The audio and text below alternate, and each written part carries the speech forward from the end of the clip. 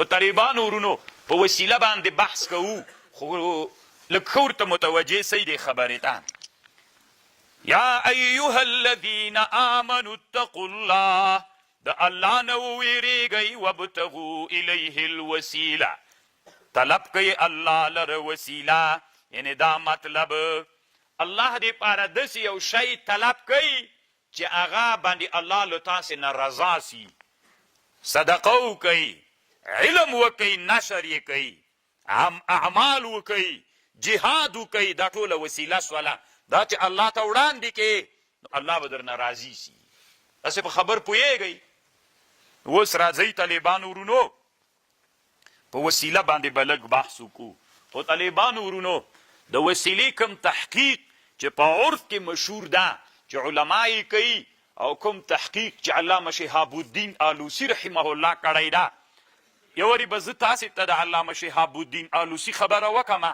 بیا به په آخر کې بله خبر درته وکړمه طالبانو ورونو یا به داسې چل وکړو طالبانو اول به دا بله خبر را خلاص وکړو بیا ځکه هغه لږ ده طالبانو توسل یعنی یو څوک وسیله کول الله ته دا درې صورته لري یو دا ده عمل دی یو چا عمل یا خپل عمل یا دی بل چا عمل الله ته وسیله کې الا پاکه ما چې دا لږ علم انسانانو ته رسولی دا تاسې تا ته وسیله کوم د دې په برکت باندې د ما دا مشکل حل کې دا طالبانو جایز ده دې ته توسل بالاعمال وایي دا بالکل جایز د لوی دلیل پکې د بخاري درې نفره چې روان ول دې ته حدیث الغار وایي په هغې کې هر یو چې هغه خپل عمل الله ته وسیله که نو عمل الله ته وسیله کول دا بالکل جایز ده یو دویم طالبانو توسل بذوات ده په یو ذات یو خو دعا الله ته وسیله کول یو ذات داسې وې الا پاکه دغه بزرګ مې درته وسیله که د ده په برکت په ما رحم وکړي دی مې درته وسیله که دا ذات نه د طالبانو دا ذات که مړ وي که ژوندی وي علامه شیخ الاسلام ابن تیمیه رحمه الله هغه په خپله فتاوا کې یو مستقل کتاب په دې جوړ کړی هغه وایي دغه توسل ناروا ده ذات الله ته وسیله کول که مړ وي که ژوندی وي ذات الله ته وسیله کول جایز نه دي نه به نبی علیه السلام وسیله کوي الله ته نه به بل بزرګ الله ته وسیله کوي نو علامه ابن تیمیه چې دا خبر کړی ده د اسلامي امت علما راجګ شوي و ابن تیمیه باندې ډېر ردونه کړي دي او کتابونه یې په رد کې پې جوړ کړي دي علامه امام سوبکي وایي وی کومه خبر چې علامه ابن تیمیه کړې دا غلطه خبر ده خو طالبانو چا په دنیا کې د ابن تیمیه دفاع کړې ده چا ردونه پې باندې کړي دي خو خیر طالبانو د یوه خبره واورئ راځئ چې تحقیق او کنځاو نه کړو ابن تیمیه طالبانو یې چا منلې نه ده هغه په دغه باب کې تحقیق علمي د قرآن و حدیث نه استدلال کړی ده صحیح ده د جمهورو نه به خلاف کړی وي اما د استدلال په بنا یې دا خبره کړې اجتهاد یې کړی که بالفرض دی په اجتهاد کې خطایي بیا هم یو اجر شته ورته وایي تا څه کار ده چې بیا کنځاوې کوې نو طالبانو ورونو د ده رایه دا ده په ذواتو فاضلو باندې توسل څوک ده دا ناروا ده ناجایزه د جواز نه لري هم جمهور امت مسلمه وایي چې توسل په ذواتو فاضلو باندې که مړ وي که ژوندی وي جایز ده دلایل راوړي چې دې کې د موږ د دیوبند علماو معتقده همدا ده طالبانو ورونو د اوس زمانه کې مثلا کیدای سي تاسې په زړه کې یو سوال پیدا سي داسې سوال مو پیدا سي چې ته خو موږ ته وایې چې ډلو ټپلو پسې نه ګرځېږو نو باید وحدت ته کار وکړو افغانستان کې خو څو ډلې دي بریلویان دي د احمد رضا خان بریلوي ډله ده طالبانو احمد رضا خان بریلوي بریلو په هند کې یو ځای ده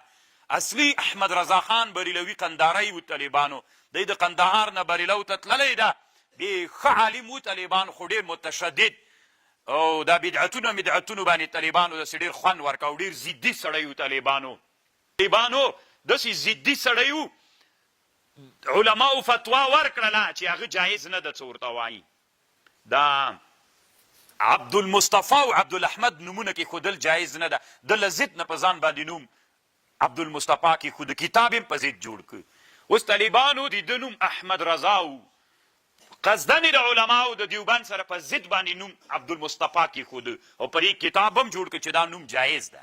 کنی شامی ټول علماوی عبد غیر الله ته نسبت طالبانو دا جایز نه ده. زیدی مولاو الاعلام بمن فی تاریخ الهند من الاعلام دې کتاب کې طالبانو یو خبر لیکلی ده چې د ده په اړه باندې ضدي سړی ډېرو طالبانو د ضد نه وای کړی الله عز وجل به د په علم باندې ډېره نفع اخیستې وي. ضدي سړی ده.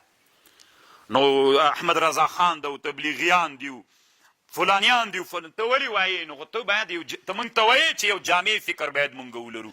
ته ولې طالبانو دیوبندیت ځان ته مسلک نه ده. دیوبندیت دا داسې د احنافو شارح ده. هره زمانه کې احناف علماو تشریح کړي. ګوري طالبانو حنفیت یو مذهب ده.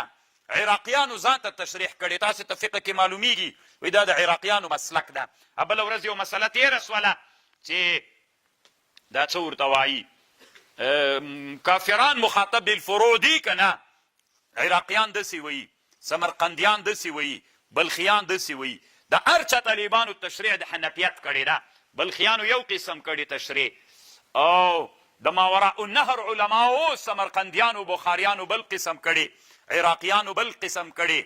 د هند علماو دا د حنفي مذهب تشریح د طالبانو هغه تشریح د چې ډېره خوندوره موافقه تشریح د طالبانو. ځکه مونږ دغه تشریح مختاره ګرځو. دا مونږ مستقل مسلک نه بلو چې خدای مکرده د حنفیت نه وتلی ده. دا د حنفیت د نن عصر دپاره ښه تشریح ده. ځکه مونږ په دیوبندیت ولاړو. خوند راته راکوي طالبانو دیوبندیت. خبره چی کې وه طالبانو؟ توسل کې طالبانو. تو توسل په ذواتو باندې په دې کې ډېر کتابونه جوړ سوي دي. علامه محمد زاهد کوثري کتاب جوړ کړی محق التقول. محق باطلولو ته وایي امحاق. تقول له ځانه جوړه سوې خبرو ته محق التقول. په مسئله د توسل کې ډېر تمرکز په دې کتاب کې رد په شیخ الاسلام ده. زه خپله طالبانو زاهد کوثري سره مینه لرم. قدیمه عادت دا ده چې علما ما ته خوند راکوي. ډېر محقق ده. خو یو ټکي باندې مې ښه نه ترې راځي طالبانو کله کله د شیخ الاسلام په حق کې بیادبي ډېره کوي. د ګمراهي فتوا پې باندې کوي طالبانو. مسله د علمي اختلاف وکړه کنځاوې نو ولې کوي. دغه طالبانو ښه کار نه ده. نور علمیت ته احترام لرم. نو طالبانو ورونو زموږ د دیوبند علماو یو عقیده ده المهند علی المفند. دا داسې چل و د مکې علماو ته د مکې مکرمې علماو احمد رضا خان بریلوي خط ور ولیږه. ممکن هغه زمانه کې عثماني خلافت واکمن و.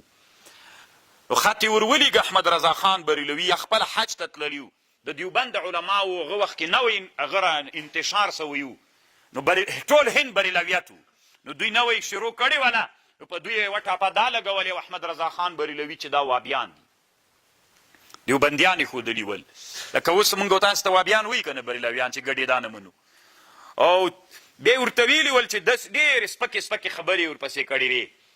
بیا د مکې مکرمې علماو جامع دارالعلوم دیوبند ته دا سوالونه راولېږل چې احمد رضا خان ورته ویلي ول چې دا تاسو رښتیا وایي که نه. بیا د دیوبند علماو علامه خلیل احمد سهارنپوري صاحب ته امر وکړ چې ته د دې سوالونو ته جوابونه وکړه او دا کتاب به د دیوبند معتقد سي. بیا کتاب جوړ کړ المهند علی المفند. المهند هندۍ توره علی المفند په دروغجن باندې یا علی المفند. المهند علی المفند. المهند علی المفند دروغجن کړل سوي باندې. بیا طالبانو دا کتاب جوړ کړ. په دې کتاب کې دغه د توسل خبره شته د خلیل احمد سهارنپوري چې د دیوبند علماو ټولو په هغه باندې خپل توقیعات کړي دي. نو هغې کې داسې لیکلي چې توسل په ذواتو باندې که مړ وي که ژوندی وي دا توسل جایز ده. دا د مونږ مسلک ده. په دې باندې مکې مکرمې علماو ته خط ورلېږلی ده.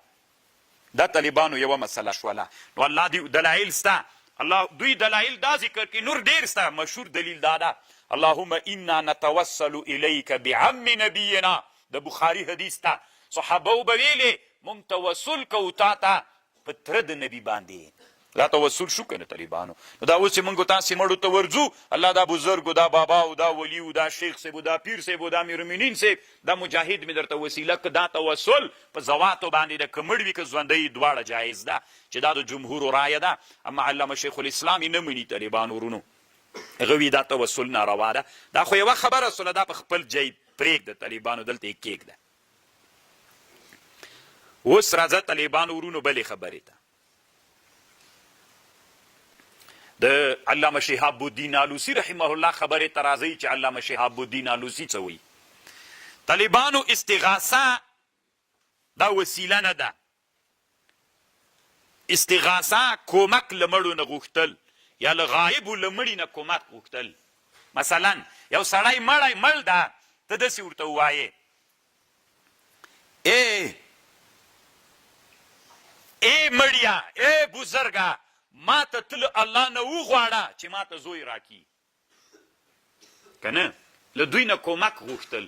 ګوره یو خو هغه تیر تحقیق هغه خو م واورېده، دا د شهاب الدین آلوسی رحمه الله تحقیق واورئ. دی څه وایي؟ داسې استغاثه له مړي نه، مړي ته ورغلې، داسې دې ورته ویلې بابا صاحب زوی نه لرم، له الله نه وغواړه چې ما ته زوی راکي. دا استغاثه ده، دا په اسلام کې حرام او ناروا ده، دا شرعا جواز نه لري طالبانو ورونو. او دوی وایي یو حدیث ته رسول الله نه اعیتکم اذا اعیتکم الامور فعلیکم باهل القبور. دا دروغ ده، روح المانی وایي. نو کومک غوښتل له مړو نه دا ناروا ده. یا طالبانو ګوره روح المانی دا ناروا بلي، استغاثه ده، دا نصرت و کومک غوښتل دي چې مړي ته داسې وایې ای مړیا ته د الله نه وغواړه چې ما ته زوی راکي، ته الله نه وغواړه چې کور راکي، ته الله نه وغواړه چې ما ته روپۍ راکي. دا استغاثه ده، دا ناروا او حرامه ده. روح المانی وایي جواز نه لري. ښه چې دا ناروا ده، دا به بیا څنګه وي چې داسې ورته ووایې چې بابا صاحب راورسېږه، خبره خرابه ده، پیر صاحب راورسېږه، خبره سخته خطرناکه ده. دا خو بیخي ناروا ده طالبانو. موږ تاسې عرف کې عادت شته که نشته طالبانو ورونو؟ چې کله سخته پې راسي پیر بابا راورسېږه، کله چې د خره نه پنډ غورځېدلی دی تنایي دا پنډ چې ورجګوي بابا صاحب راورسېږه. طالبانو دې ټولنه کې دومره ډېر مشکلات شته. څوک د طالبانو الله ته نه وایي، بابا صاحب ته نارې وهي. څوک د طالبانو؟ یو ملا تقریر کړی و، وي څوک چې ډېر شرک یادوي دا 80% پنجپیرۍ که څومره ښودلی وو، دا اوس طالبانو پنجپیریت ده. که نرې تحقیق وکړه، د تحقیق میدان ته راودانګه، دې ته څه ضرورت چې په انسانانو د وابیانو د پنجپیریانو ټاپې وهئ. تحقیق واورئ. یو سړی چې خره نه بار غورځېدلی، تنا ده بار ورپورته کوي، بابا صاحب راورسېږه، کاکا صاحب راورسېږه، ولې الله ته نه وایي چې بابا صاحب ته؟ نو دا طالبانو له چا نه کومک غوښتل سول؟ د غیر الله نه ټول قرآن ډک ده. دا خو هغه د مشرکیت د مکې د مشرکانو عادت و چې هغوی هغه کو. مونږ طالبانو انشاءالله دا مو اراده کړې الله نخافو فی الله لومة لائم. طالبانو ډېرې ټاپې په موږ ولګولې، پنجپیری ده، وابی ده، کار یې ور نه کړو. طالبانو موږ د بدلون اراده لرو. دې ټولنه کې چې ناروا او شرکیات دي، هغې ته د چا اراده کوو؟